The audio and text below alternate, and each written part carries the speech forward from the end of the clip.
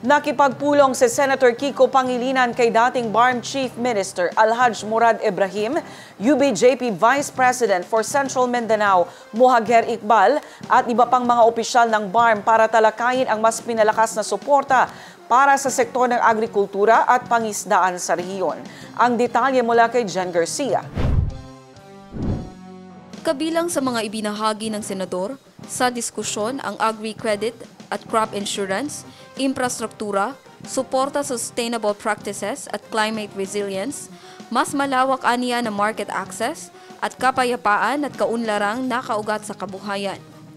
Sinabi ni Senator Kiko sa kanyang Facebook post na pinapakain ng Mindanao ang buong bansa at ang BARM ayon sa senador ang seafood stronghold nito, lalo na sa seaweed, tuna at iba pang high-value marine products.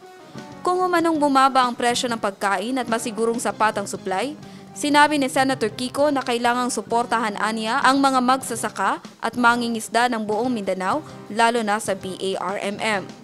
Nagpapasalamat din ang mambabatas sa mga opisyal at leader ng BARM at sinabing patuloy siyang makikipagtulungan sa mga pamahalaang lokal, kooperatiba at civil society organizations para matiyak na ang mga batas at patakaran ay tumutugon sa mga hamon at nagpapaunlad ng potensyal ng buong rehiyon.